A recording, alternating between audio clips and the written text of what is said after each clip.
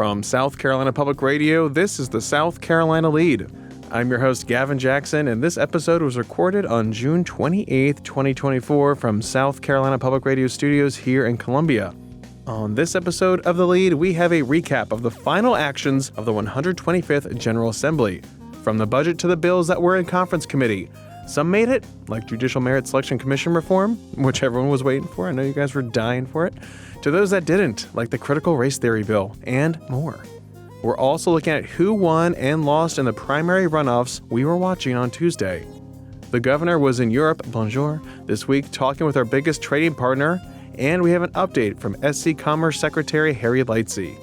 And of course, we have a small recap of the first presidential debate. Not a major one, that's for our national podcasting brothers and sisters in arms. And a programming note. Next week, we'll have 2 episodes dropping, but they will be a little bit more topical, a little bit more evergreen. One is my interview with SCDOT Secretary Justin Powell about the state of our infrastructure in our growing state.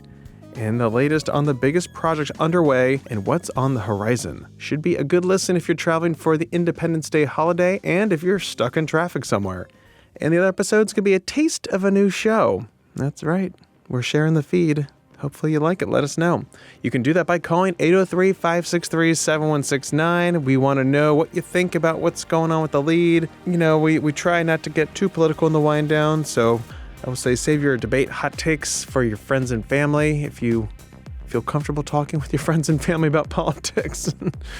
But you can call in and critique my golf game. If you've ever seen it, it's up there. 803-563-7169.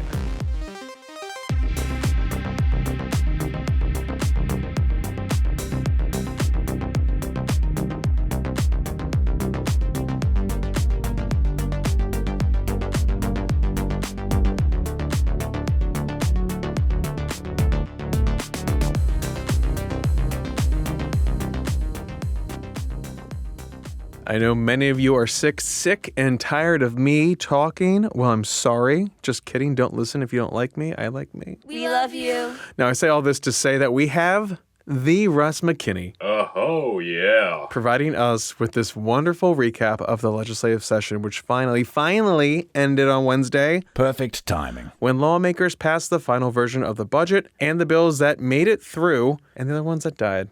It happens. We're going to touch more on some of Russ's points, but here is a great summary of the 2-year session. The 125th regular session of the General Assembly ended this week. Next year's $13 billion-plus budget was adopted with a heavy emphasis on new funding for education, roads, and bridges. Lawmakers failed to enact 2 major policy initiatives pushed by the governor and the Republican leadership, bills dealing with the state's energy future and the hoped-for consolidation of the state's health service agencies. In the final hour of the session, a bill reforming the process legislators use in electing most judges was approved. Several key bills backed by the conservative majority were enacted this session. Handguns can now be carried in public without a permit. Doctors are now barred from performing gender transition surgeries and overseeing hormone treatment for patients under 18. And the new state budget provides another cut in the state's personal income tax rate. Conservatives, however, were unsuccessful in an attempt to limit how topics like race can be taught in public schools. House Speaker Merle Smith said the omnibus bill aimed at ensuring the state's future energy needs will now have to be a priority for next year's legislature because of its importance to the state's rapid growing economy. One of those components is energy and being able to have reliable, affordable energy, and I think that's recognized by everybody in this General Assembly, and I have no doubt when we commit ourselves to that, they'll eventually be reality and pass this General Assembly. Smith also said the bill consolidating state health care agencies will remain at the top of lawmakers' to-do list. Election year politics played a major role in this year's session. In the House, tensions between the majority Republican caucus and the ultra-conservative group of Republicans known as the Freedom Caucus spilled into the Republican primaries. 2 close allies of Speaker Smith, including veteran committee chair Bill Sandifer of Seneca, lost to Freedom Caucus candidates. In the Senate, the 6-week abortion law passed by the General Assembly last year had a major impact on this month's primaries. The 3 Republican women senators who opposed tighter restrictions in the abortion law lost to primary opponents. Among them, Katrina Shealy of Lexington, who chairs the Senate's Family and Veterans Affairs Committee. And I've read billboards that said I was a baby killer. I would never hurt a child. I have saved more children since I have been in the South Carolina legislature than probably anybody else I know.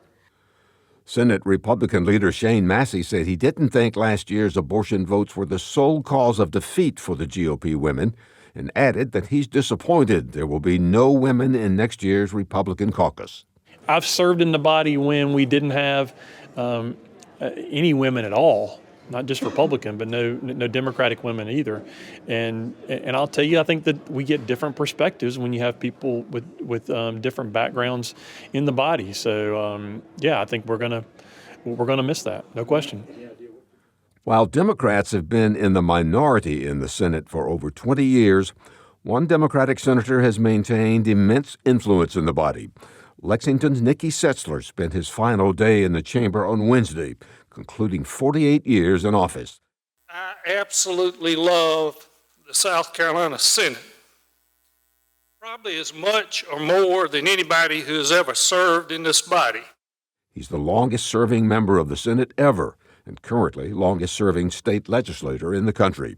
In farewell remarks, Setzler urged his colleagues to work for the people they represent and not for their political party. Thank you as always, Russ.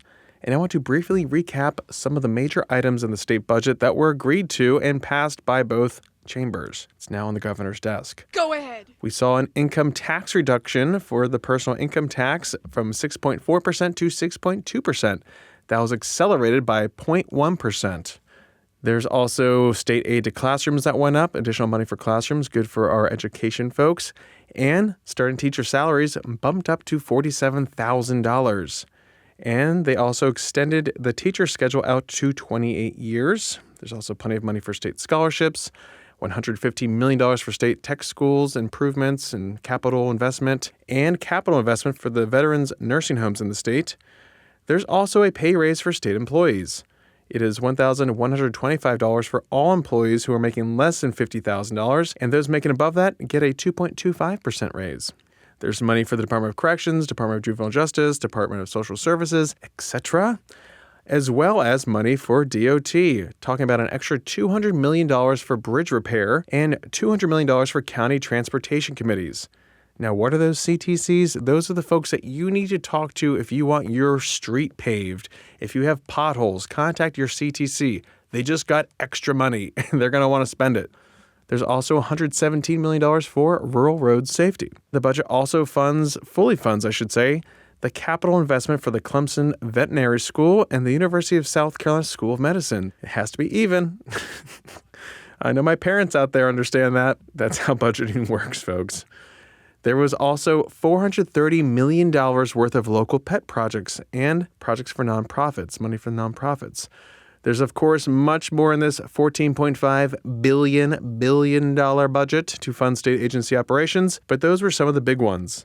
Now, the governor has up until midnight on July 3rd to issue his line item vetoes, and that's typically for projects and initiatives that he deems not worthy of the taxpayer dollar. He's not slashing entire agency budgets here. Now, once those are issued, the new budget will take effect, but there is a continuing resolution in place for the first few days of the fiscal year for agencies to operate under the previous year's budget. But, it's just a couple days the first year, and there's a budget in place, so no one's worried. Sticking with the State House, there were some somber goodbyes following the primaries and runoffs. You heard a bit in Russ's piece from Lexington Democratic Senator Nicky Setzler in his speech, as well as Lexington Republican Senator Katrina Shealy, who lost her runoff on Tuesday by 25 points.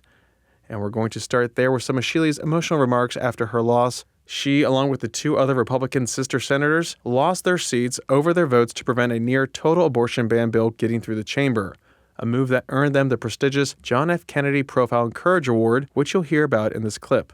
I've read billboards that said I was a baby killer. I would never hurt a child.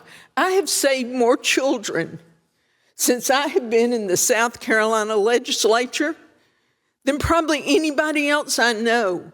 I have taken children out of foster homes, out of group homes, and I have literally saved their lives from being beaten to death with a window blind.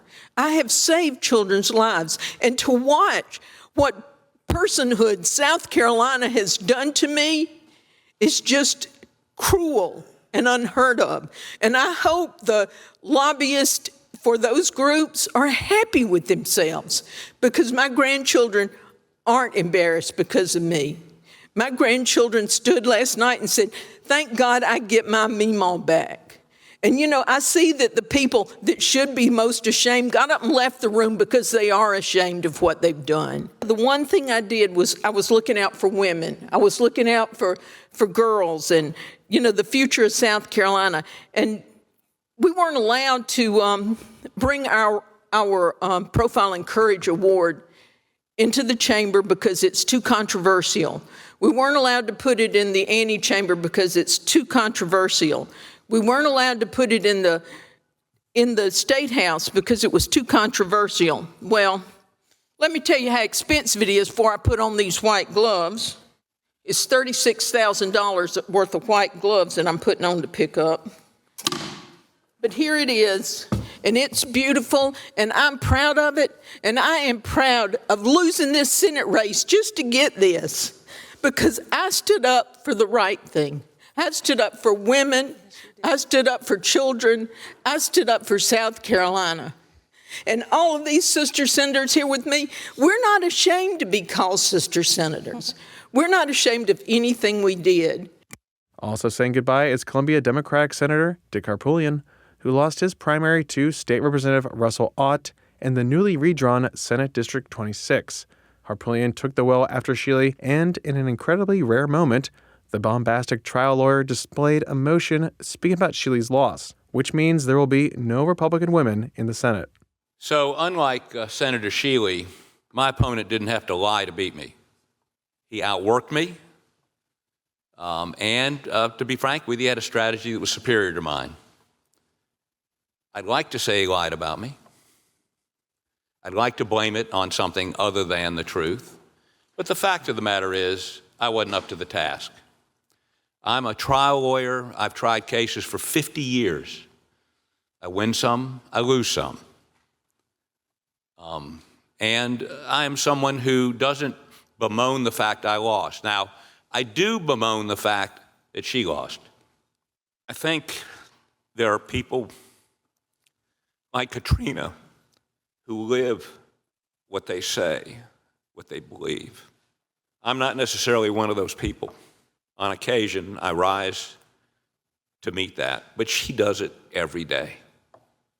I won't be here, but if I were here, I would miss her, because she is the conscience of this body. And she lost because she voted her conscience. Many of us here vote what we believe to be the politically convenient position. The facts are Biden won, Trump lost. And anyone watching this that thinks that that didn't happen, you know, I think over in the House they put on aluminum foil hats. You are entitled to your opinion. What you're not your own opinion. What you're not entitled to is your own facts. And the problem with this is, I wouldn't care if you didn't think that we landed on the moon. I wouldn't care if you think that aliens are occupying, you know, the White House. I don't care about that.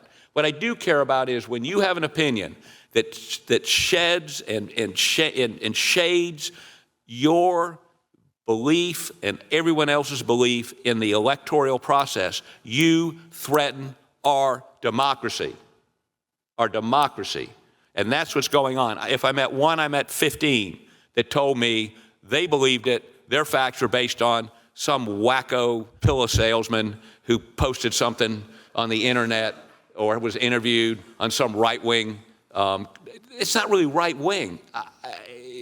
They call themselves conservatives. They're not conservatives. Conservatives believe in the Constitution. Conservatives believe in the validity and the sanctity of the electoral process.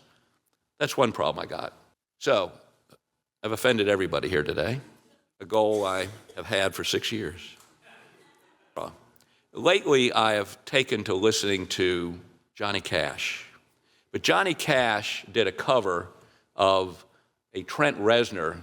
You know who that is, but most of these folks. Trent Reznor is a guy lead singer for a group called 9 Inch Nails, which is not, Senator from Peeler, a Motown group. Let's put it that way. I was listening to Johnny Cash the other morning, and he was singing this song, and it sort of exemplifies how I feel leaving here. And I'm going to read these lyrics to you, and that'll be the end of this. And me, the last time I will appear in this body at this podium.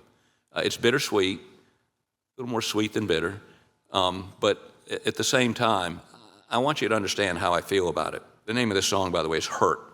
What have I become, my sweetest friend? Everyone I know goes away in the end.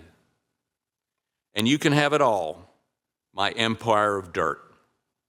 I will let you down. I will make you hurt. Thank you. And here is a recap of the primary runoff elections that took place on Tuesday. Bear with me. AT doesn't like the look of it. Hopefully you like the sound of it, folks. Let's start in the 3rd Congressional District, where Sherry Biggs beat Mark Burns by 1,100 votes to become the Republican nominee for the ultra-conservative Upstate District, making her essentially the next Congresswoman come November when she faces Democrat Brian Best. You might remember that Biggs was endorsed by Governor Henry McMaster and Burns was endorsed by former President Donald Trump. Awkward. Now, with Biggs' win, Governor McMaster went 3 for 3 on his congressional endorsements. 3. He also endorsed William Timmons in the 4th and Nancy Mace in the 1st. Greenville Representative Jason Elliott won the open Senate District 6 seat that Republican Senator Dwight Loftus is vacating. There is no Democratic opponent. Congratulations to Senator-elect Elliott. Spartanburg Republican Representative Roger Nutt defeated former state senator Lee Bright for the District 12 race, and he faces Octavia Amechi in the general. District 10 Greenwood Republican Senator Billy Garrett staved off a challenge and will face Democrat Francie Cuckley in November for the Republican district. Angela Getter won the Democratic District 10 runoff and will face Spartanburg Republican Senator Josh Kimbrell in that Republican district. Richland County Councilman Overture Walker defeated State Representative Ivory Thigpen for the District 22 Democratic nomination and faces Republican Lee Blatt. Carlisle Kennedy defeated Senator Katrina Shealy for District 26, like we said.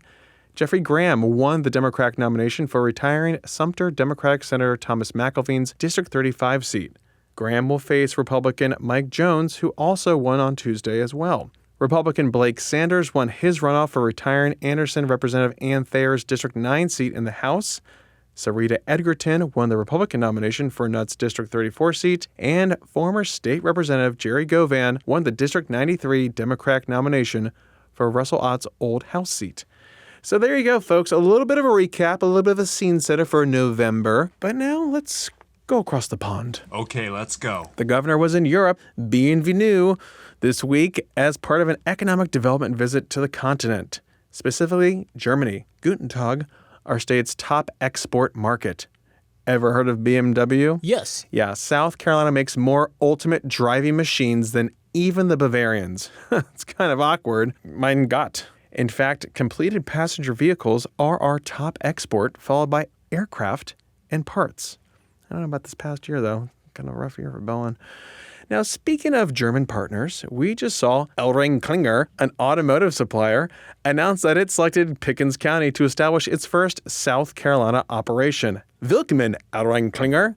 The $40.3 million investment will create 115 new jobs.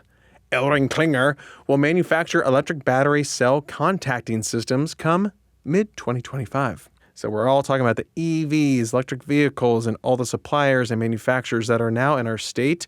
And that's something I talked about with South Carolina Commerce Secretary Harry Lightsey on a recent episode of This Week in South Carolina. Here is part of my chat with Lightsey, in which I start off by asking him about the latest on the revolutionary $2 billion investment by Volkswagen-owned Scout Motors and their massive electric vehicle plant being built in Blythewood.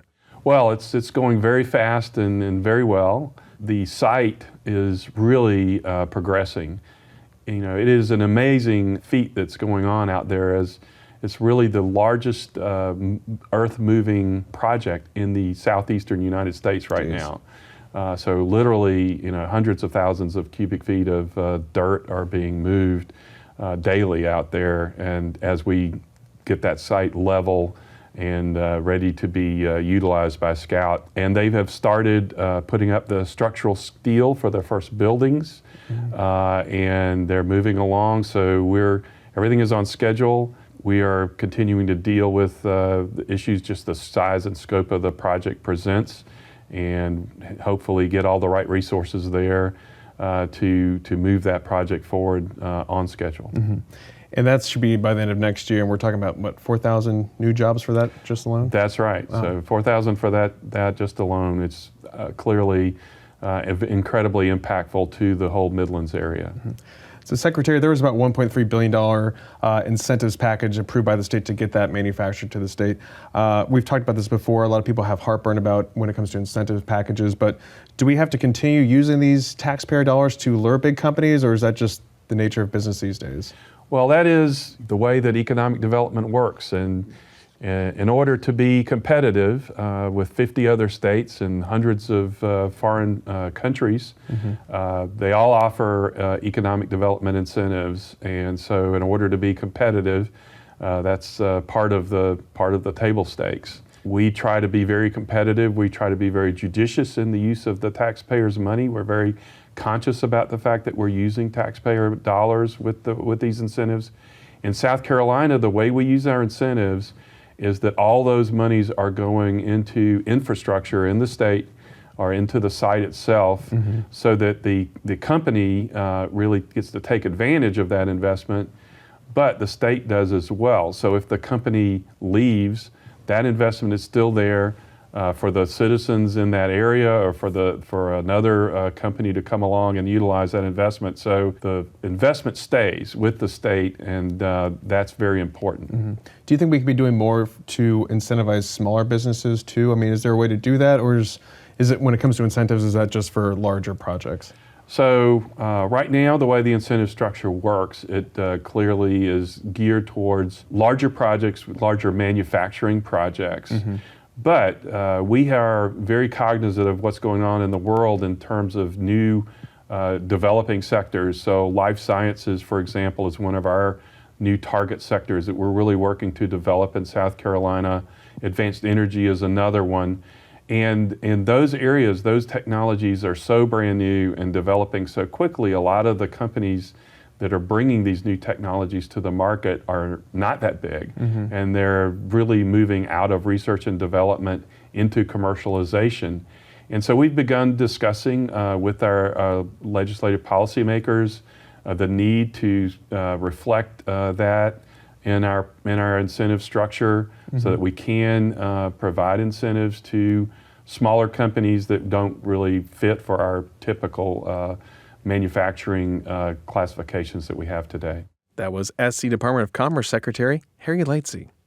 Now for the part of the pod you've all been waiting for, the recap of the first presidential debate. Actually, I'm not going to recap much of it, but yes, you've probably already been bombarded with clips, hot takes, and everything else. Now, we are not a national news podcast. There are plenty of those out there. You come to us for relevant state news that cuts through all of that noise on the national level. If you want some great national pods, here are some that I listen to. Try Politico Playbook and Politico Deep Dive. There's the NPR Politics podcast we love. There's the Wall Street Journal's What's News. I love all things Wall Street Journal. Read it every day. And there's always the New York Times The Daily with Michael Barbaro. And my go-to international news pod is the BBC Global News Podcast. Now, that being said, here were some of the headlines from major news outlets following that 90-minute debate Thursday night between President Joe Biden and former President Donald Trump in Atlanta. The New York Times: Biden struggles as Trump blusters in contentious debate. The Washington Post: Biden struggles, Trump deflects questions. The Wall Street Journal: Biden crashed in first clash with Trump. Politico: Biden is toast. Axios: Biden blunders dominate combative debate with Trump. Kind of a long one there, Axios. No, you get the gist, right? It's the gist. I just gave it to you. How can you not get the gist? Everyone gets the gist. I'm not going to give you any recap. Instead, I will direct you to PolitiFact, which is run by the Poynter Institute, which is basically the gold standard of journalism. You can read that fact check. You can read ones by the Associated Press and other credible news outlets. I would say watch the debate, but I think you're better off just reading the fact checks, folks. I did want to give you just one example from the debate, and that was when CNN's Dana Bash asked this question about both of their ages. Remember, Biden is 81 years old and Trump is 78. Let's turn to concerns that voters have about each of you. President Biden, you would be 86 at the end of your second term. How do you address concerns about your capability to handle the toughest job in the world well into your 80s? Well, first of all, I spent half my career being criticized being the youngest person in politics. I was the second youngest person ever elected to the United States Senate, and now I'm the oldest. This guy's 3 years younger and a lot less competent. I think that just look at the record. Look at what I've done. Look how I've turned around the horrible situation he left me. As I said, 15 million new jobs, 800,000 manufacturing jobs, more investment in America, over billions of dollars in private investment in enterprises that we are growing. By the way, we brought an awful lot of people. The whole idea of computer chips, we used to have 40% of the market. We invented those chips, and we lost it because he was sending people to find the cheapest jobs overseas and to bring home a product. So I went to South Korea. I convinced Samsung to invest billions of dollars here in the United States. And guess what? Those fabs, they call to build these chips, those fabs pay over $100,000. You don't need a college degree for them. And there's billions, about $40 billion already being invested and being built right now in the United States, creating significant jobs for Americans from all over the world. President Biden, you have 40 seconds left. Would you like to add anything? Yeah, I would. The idea that somehow we are this failing country. I never heard a president talk like this before.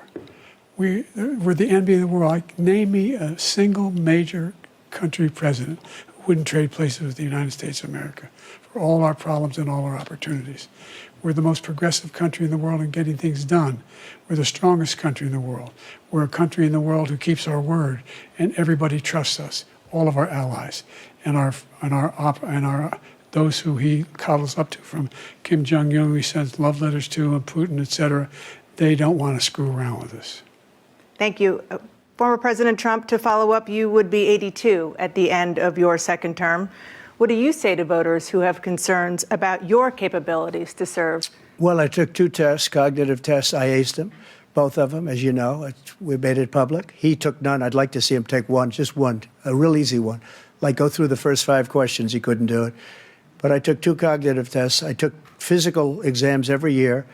And, we knock on wood wherever we may have wood, that I'm in very good health. I just won 2 club championships, not even senior, 2 regular club championships. To do that, you have to be quite smart, and you have to be able to hit the ball a long way, and I do it. He doesn't do it. He can't hit a ball 50 yards. He challenged me to a golf match.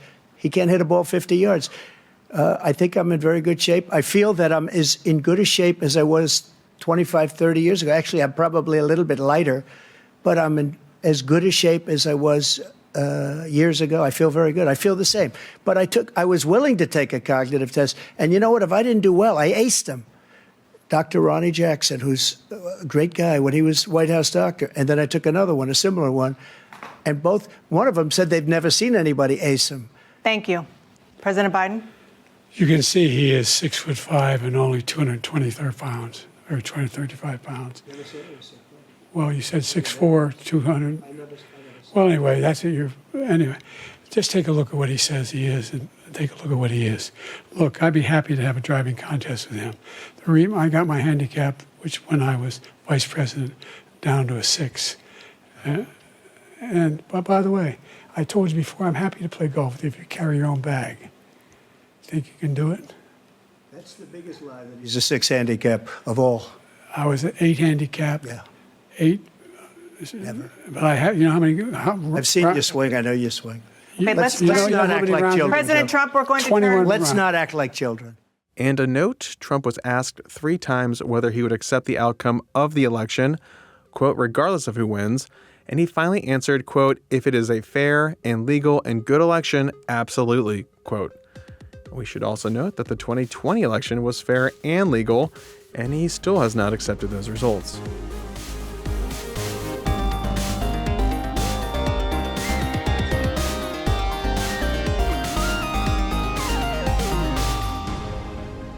Welcome to the wind down section, our little break from the news. It's a small, little, tiny, minuscule break from the news, but it seems to seep in, doesn't it, A.T. Sharp, producer of the Lead Podcast? Oh, it absolutely, the seeping is happening. Seepage. It's oh, that's a gross word. I really do feel that more than any other day. Right now, we all need a little break from the news. Just a little break from the news. It really feels like my brain seeped out of my body over the last night during the debate. I couldn't stomach it. I watched it all. Gavin watched it all. I watched 28 seconds. Personally, I couldn't do it. I had to avert my gaze. But you were mainlining the Twitter. The Twitter was good. That's where you wanted it. That's where I want it. I need it filtered through the lens of pure irony. The keyboard and warriors out there. It's just. Anyway, Gavin, that's enough of that. The absolute dreck of the news infecting every aspect of everyone's life. So here we go, Gavin. We got a call. Great old friend, great old pal. I love them very much. Are you ready? Yes. Okay, here we go. Hey, Gavin and AC. This is Cam calling hands-free driving around in Columbia. Basement boy number 2 represents. Been too long, so I figured I'd drop you guys a line. Phrases that I hate or can't stand. You guys covered so many good ones. I don't even know that I hate this phrase, but I had a guitar teacher. My guitar program teacher from my high school would finish almost every explanatory statement with, "Do you see what I'm saying?" But he didn't have a speech impediment, but for some reason when he would say it really quickly, it would always come out, "Do you see what I'm saying?" Sometimes, "Do you see what I'm saying?" And so hearing that over and over and over for years and pointing out to my fellow classmates, hey, if he starts talking quick, it's gonna be, "You see what I'm saying," was always highly entertaining, and that phrase can never be divorced from that person in my mind. Yeah, it's one that I try and avoid using myself, just to, reserve it hanging in the rafters for that guitar teacher who I will not dox here, even though he lives in Virginia. Hope you guys are doing well. Stay cool out there. I'm currently melting while I have the AC down to give you guys this call. So have a good one. Hands-free Cam, thank you for calling. It has been a minute, and I need to come to Transmission, his bar here in Columbia on Main Street. Absolute Hit it up killer. if you want a great spot, folks. But that's what I'm talking about, Cam. See what I'm saying. See what I'm saying. You can't retain knowledge at that point if someone is saying that over and over again. Yeah. You see what I'm saying? I don't see what you're saying. I can't. I get it. I can't see anything besides you saying that. Yeah. That's triggering. I was talking about, we were just talking about words that are gross, but I also have some favorite words. Seepage, yes, thank you. That's what we were saying. A word that I do like, but that's always tricky for me to say is wanton. Wanton. Because I am just, you're just triggered to say wonton. Right? Wonton. That's how it says wonton. It says wonton. It says wonton. When I say wane, I'm always like wan. It's horrible for me. Like waning and ebbing and waning. Okay. But wanton disregard. Yeah. We'll love that phrase. A wanton disregard for human life. I'm pretty sure that is. Could that be a band name for me? I'm pretty sure wanton that's a disregard? lyric from a Biohazard song. I'm pretty sure. Wanton disregard. Yeah. Now on the stage. Wanton disregard. Yeah, absolutely. It's a bunch of English teachers. Yeah, it's just a vocab lesson. Cam, thank you for calling. Cam was talking about turning on the AC. It was hot. It was hot this week. My right? AC was broken. It got fixed this morning. I've heard of so many people with broken ACs. Brutal out there. I am $3,000 poorer. This is the voice of a poor man. That's what the pledge drive we did on Wednesday was for. Just an AC fund. It's been a lot, folks. I come into work for the AC. But my house doesn't get too hot. I got some good tree coverage, so I kind of kill the AC during the day. It doesn't get above 78. And it's not even hot when I come home to 78. Inside. It's not. It's still very cool. I'm okay. But you can't just let your AC run it's not going to get lower than like 75 inside Exactly. my house. So there's no point in hurting my precious baby. When they came and told me that the AC was broken. And Here we go. Big AC. Big AC coming in. And they were like, okay, listen up, schmuck. if you leave it on too long, it's gonna die. Okay. Yeah. But then also they say if you turn it down too drastic, too big, it's gonna die. Yeah. And so I was like, what's a hot sweaty boy to do? You know, like live in the basement, AT. Be glad you have a basement. God, the basement. Yeah, at least it stays at a balmy 74 Lay down on there, the no matter what you concrete. do. God, like the cats. But I speaking like what you're saying, the 78 inside, with it being so hot outside. My parents, they did just move down. Yay. And Gotta get your father on the podcast. the drastic, he has to be on the podcast, the drastic difference between the brutal outside and like a 76 inside, like in New Jersey, he would never abide by a 76. Sure. But here he's like, oh, this is nice. This is not so bad. How are they feeling coming to the devil's armpit that is Columbia? They moved down during that heat snap that we just had. And so, I mean, and just in time for the hottest 100 days of the year. This is tear the Band-Aid off type stuff, you know? Like That's a good way to come into it. Like, let's get this over with. It's going to be hot through that first home game of the year for football, where if you're on the sun side of the stadium, oh my God, it's just like you're on the heat stroke side. Yeah. You know, like I hope you weren't drinking before this football game because you're going to be dehydrated. Spray yourself in sunscreen. It's going to be so bad. Okay, there's no shame in drinking water while you're tailgating, folks. Water. Just don't let anyone see you do it. Ugh. That's a pro tip right there. Yeah. I chuck water behind the car so no one sees me. Oh, I've been like this all day. I'm perfect. Like, or you're in the bathroom, you're just cupping water to the mouth. Like, yeah, and with the press hand washers at the urinals, drinking out of it. I'm not doing it at a public restroom. I'm doing it in someone's home or possibly a trailer. Cockaboose. Perhaps a cockaboose? Even cockaboose even. Anyway, Gavin, I feel like we've I just want to go ahead and say, since I'm not going to be here next week, because I observe our nation's birthday. I always take a week off because my birthday comes up on July 8th. It's right there. It's right there. Feel free to send birthday wishes. 38's going to be looking pretty good, I can already tell you. 38 and flirty 8, you know what I mean? Meanwhile, how old's America turning? 249? Right? We're getting up on 250? We're closing in on 250. Yeah, America 250. She's looking a little rough at 249. God. How old is America? The seeping is coming in. The seeping is coming in. So before we seep too much, please do the outro, Gavin. Please put us out of our misery. Oh, I do want to say, people, the secret show that's airing, it's not really a secret show. It's a new fun quiz show that I've been working pretty hard on. So please listen. Please enjoy. It's going to be called Who, What, When. It's going to be in your lead feed. You're going to love it. You're going to love it. You're going to love the way you look. Anyway, Gavin, put us out of our misery. The caboose is reaching the station. It's reaching the station. Please land this train. You know what I mean? Just land the train. Get off my train. Here we go. Oh, wonderful. Well, thank you, as always, for listening, dear listener. Give us a shout. Be like Hands-Free Cam. I'm going to call you that from now on, Cam HFC. And you can be featured in the Wind Down, possibly. 803-563-7169. Or you can show us your appreciation by leaving us a review on Apple Podcasts. You can stay up to date with the latest news on scetv.org and southcarolinapublicradio.org, and don't forget to support your local newspapers.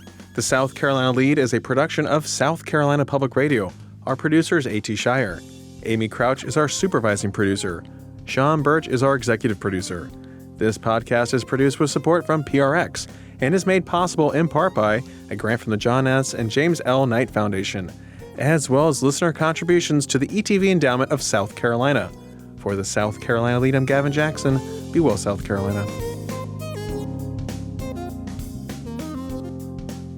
The South Carolina Lead, it's Gavin. Hey, I love this. We're both so enthused. What's the difference? Nothing matters. It's the malaise. It's the malaise.